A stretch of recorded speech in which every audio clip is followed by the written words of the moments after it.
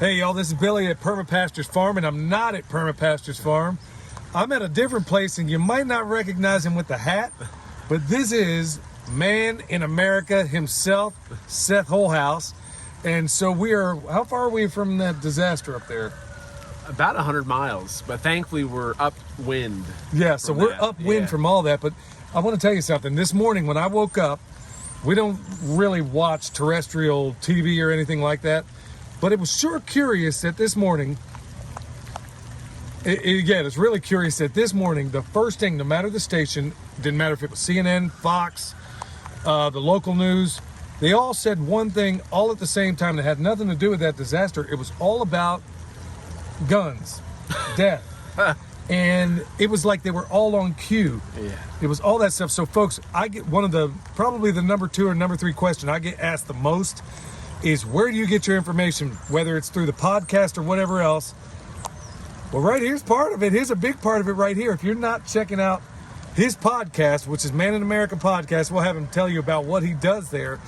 You're missing a lot. So Seth, why don't you tell him real quick what you do there? Gosh, I wouldn't say that I'm someone that's covering the day-to-day. To me, I think a lot of it is bread and circuses. What I'm trying to look at is what are the important issues? What are the key things happening? Like I had an expert on recently that's one of the top experts in EMP prepping.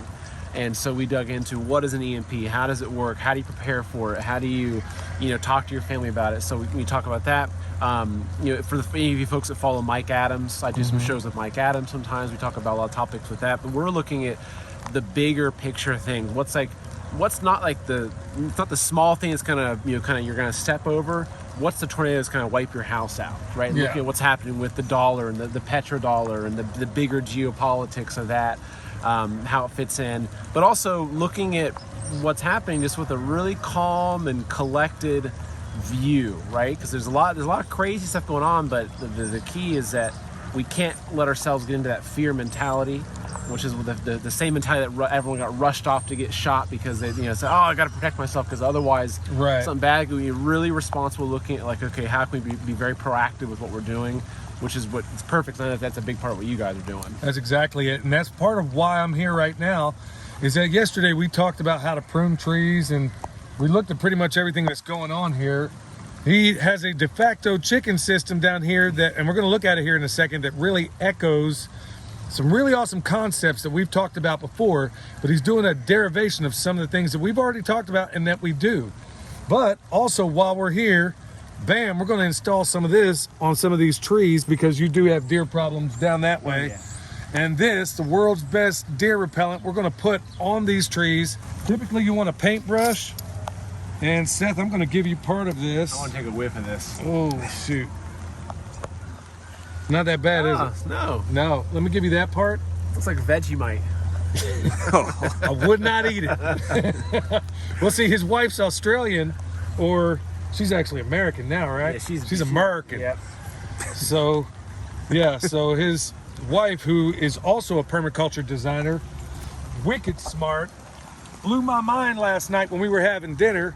So it's raining out right now. This is really not the best time to put this stuff on, but basically we're going to put it all the way around, so the deer, they're going to graze at a much higher level, but the rabbits are going to hit it down low. We're going to put this stuff basically all the way around, and it lasts forever and a day, and it's the best thing out there. So we're going to put this through these the food forest that he's created right out here in the front of his place, and we're going to put it anywhere we want to protect things from deer and rabbits. So we're just going to kind of put this on here. We're going to treat this with greater care than that train disaster up there. So we're going to treat this stuff like nitroglycerin, because we don't want to waste it. All right, let's go check out his chicken system. They haven't been on this property forever and a day, but they've done some pretty impressive stuff already. So Seth, I mean, you built this whole thing. Here's what's cool, y'all. Not only did he put all this together, you got your egg laying box back here, which is pretty robust. And look at the chickens. They're in there just like, hey, what do you want from me, Billy? But Seth, you have also, why don't you give them a quick tour of what you got going here? Yes, this is our inside. We're doing more of a deep bed, but also I put this slides up, so that way if I'm pulling the bedding out, this slides up, it scoops into a wheelbarrow really easy. So that way if we're moving this to the compost, Makes that simple. Got a heat lamp in there after this cold winter with the crazy weather. But actually what's interesting though is that most of our birds, even though sometimes it gets down to like 10 degrees, most of our birds sleep outside. So what we've done is, we'll check out the run down here. So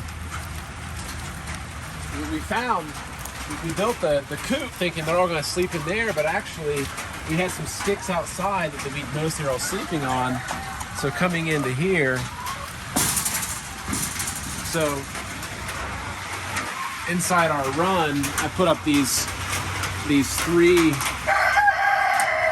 blanks there, and so that's where actually almost all of our birds sit there all night and sleep outside. Here's the beauty about all this, y'all, is that I don't know if it was intended or not, but you really built a variation of what Eric Sider's doing in California. It is absolutely the perfect thing in the world if you're going to do another version of a static version of the chicken tractor on steroids. So what are the changes you're thinking about you need to make here? It's amazing. If you come in here, you realize that because we built on this slope, all the chickens are sleeping outside. They're pooping and defecating, everything down on the ground. That all naturally kind of flows down to the bottom of the run. So we're going to start bringing a lot more organic matter beneath there, so it kind of helps. And then down here, what we're going to do is I'm going to enclose this bottom part with some corrugated metal, and then add a lot more material down here, and then I'll make an access panel on the back, so I can open the back up of this, bring my tractor bucket, scoop in that compost, take it wherever it needs to go, close it up, so that way we can build the ultimate compost pile down here. Right. They're going to keep feeding it with new organic matter. When we have our food scraps, we'll throw them up top there. Then they'll work their way down. So the whole thing becomes this beautiful system. And that really came. This is accidental. The fact that it is what it is right now is accidental. Yeah, but it's a happy accident. So just with some minor adjustments, here it is in a nutshell. The organic matter is going to start at the top of the hill. I know it's hard for you to get a sense of scope. The carbon, rather, is going to start at the top of the hill. The chickens are going to scratch it downhill. Down here, eventually, it's going to be a version of the deep bedding method.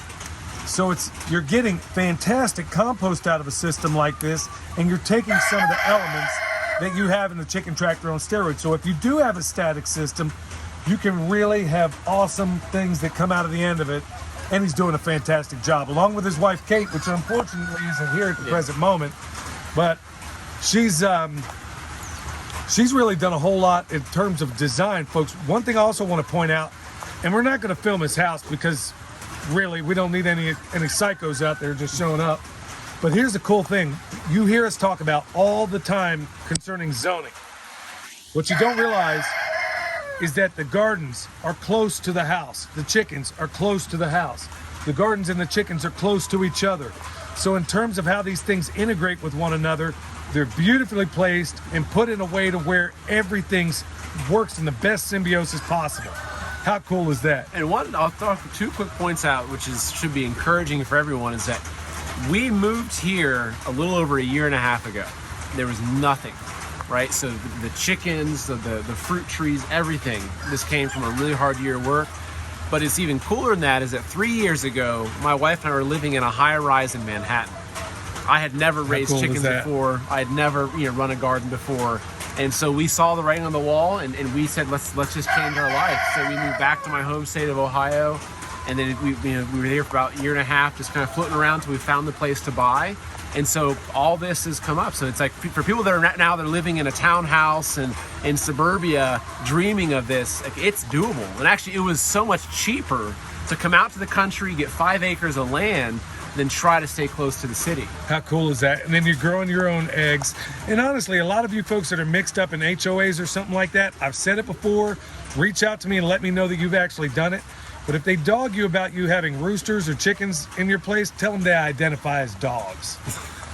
See how that works out for you. There was no way we were going to get through this without getting Kate in here also.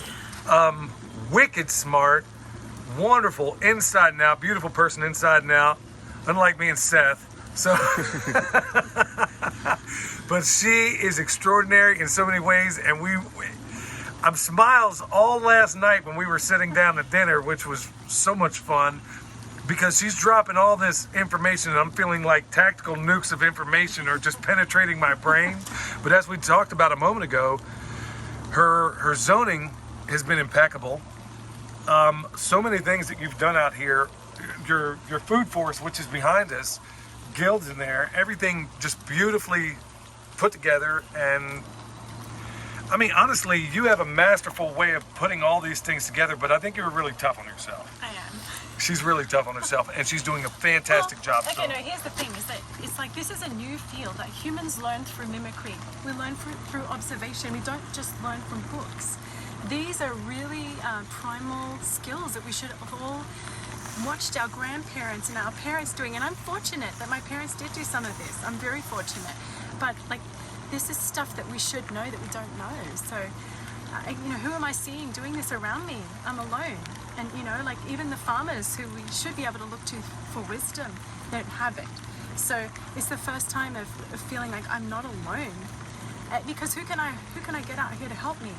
You can't just get a horticulturist because they're not going to understand why I've done this way. You can't get a landscaper. They come out here and they want to put black plastic over everything, you know, and pile up rocks and kill off weeds and things like that. So the understanding's not there. So it was like finally someone came who can speak my language, and they're not telling me what I've done is wrong, and you can understand the reasoning behind it, and then you can build upon it.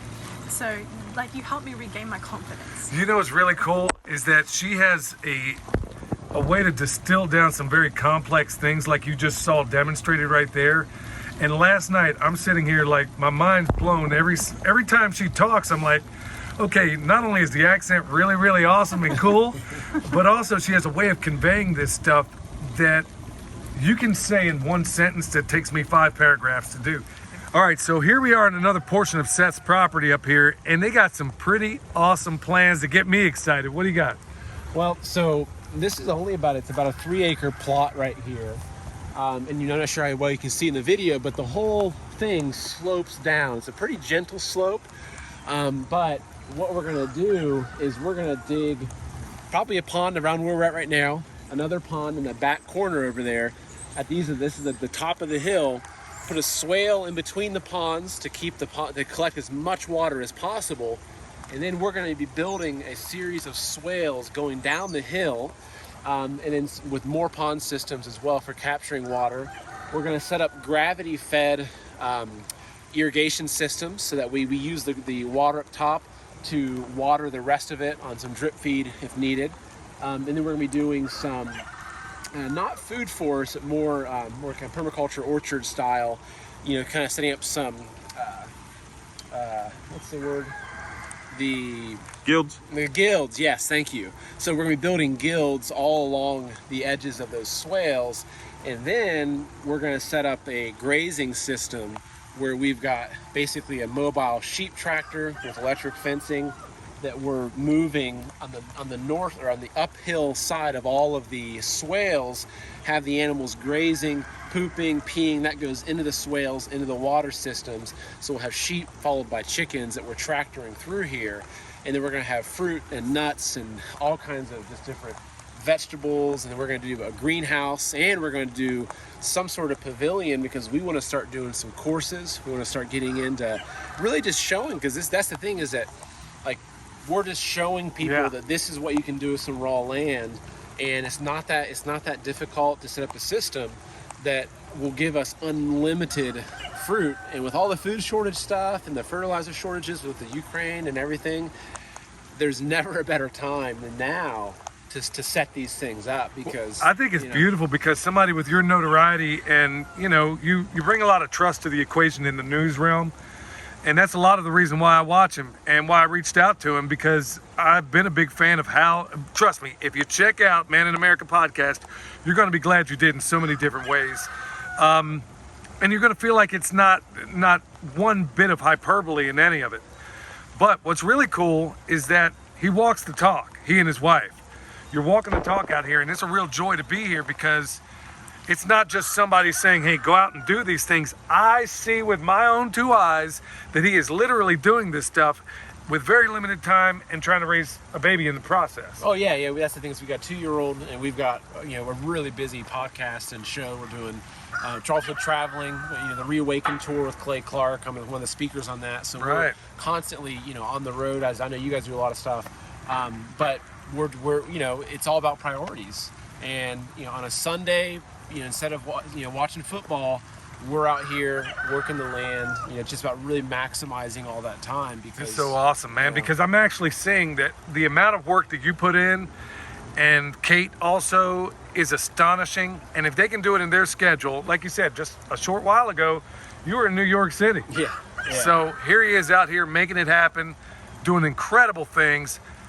I'm telling y'all, you're gonna be edified, you're gonna be grateful, you're gonna be thankful if you go check out his podcast, because I listen to it every single time there's a new episode out there. And there aren't many people I give that kind of endorsement to. Thank you. So, and then honestly, to see it all happening, boots on the ground, doing incredible things out here. So be watching in the future, y'all, because they plan on doing some incredible stuff out here. You guys are going to be involved. And you're going to be a key part of that. Yeah, so really exciting. Yeah, when all else fails, you call in the permaculture pimp daddy.